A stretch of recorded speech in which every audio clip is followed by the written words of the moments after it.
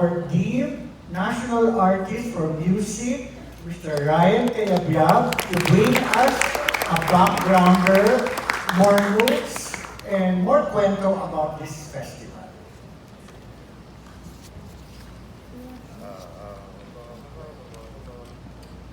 Magandang tanghali ko sa inyo, Sir Congressman Eric Singson. Maraming salamat for this opportunity to talk about the Candon Music Festival. Natutuwa lang ako kasi noong una-unang may nag-invite sa akin dito, isa po siyang batang musiko.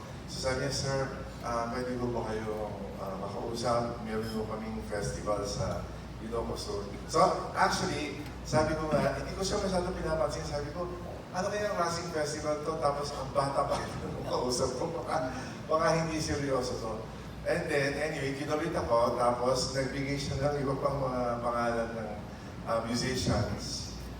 Si Joy Sabapan at saka yung sa MSO naman si Jeffrey. Nakausapin ako, seryoso pala to. So, to make the long story short, na-intrigue ako kasi these people na nakausap ko ay classical musicians, meaning orchestra musicians, mga violinista, mga cellista.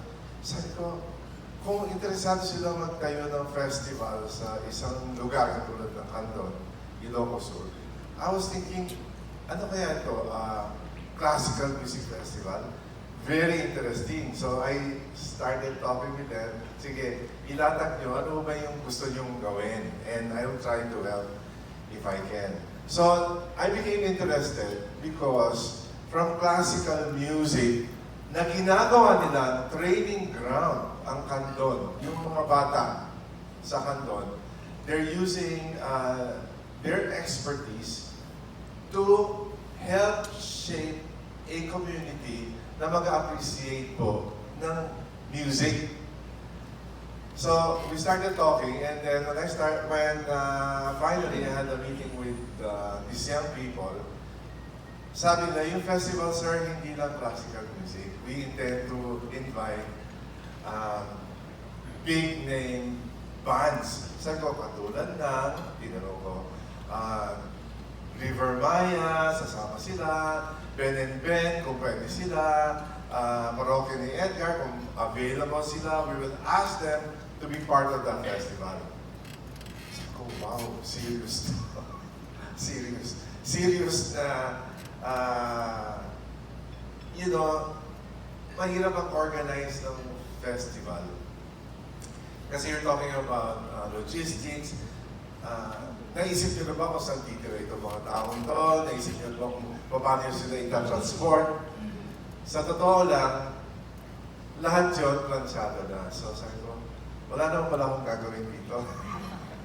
Hindi na lang ako. At sasabihin ko maraming salamat dahil kasali ako dito. So, itong mga batang ito, sila nag-organize.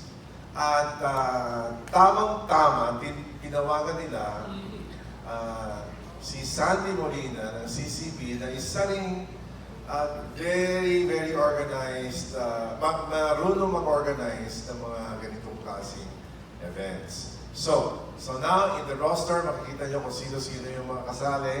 Hindi lang classical musicians, merong operatic tenor magkakanta, may MSO na tutugtog, may mga cellistang tutugtog.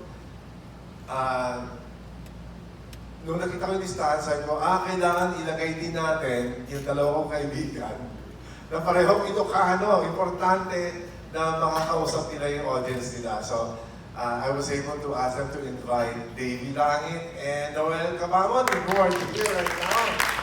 Si Noel Cabamon, si Davey Langit. I am already excited because I'm very sure kuha nila yung audience. Kakausapin lang nila ng kapsat, sasabihin lang nila. Brothers na nila agad yung kasama nila. So, if there is anything about this festival, it is for me overwhelming kasi 3 gabi tatlong gabi na iba-ibang genre kada gabi ng performance.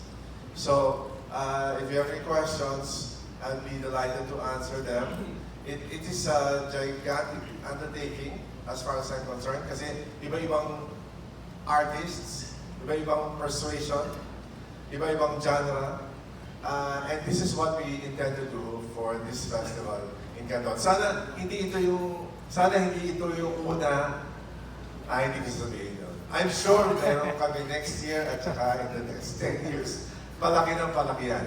Now, what Cong Singson was saying is, in the next years, my idea was, prior to the festival, merong educational, katulad ng ginagawa nila na workshops, we will inject again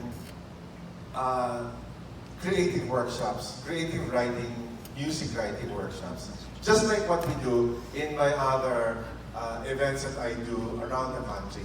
It's very important kasi advocacy ko to, na yung mga bata in their local must be able to write music, write songs na para sa community nila, in their language, in the way they express themselves. So that hindi tayo masyadong dependent sa imported songs, imported music, but we were able to actually, in the future, have a collection, a big collection of literature, music literature, written by young people in each community that we touch.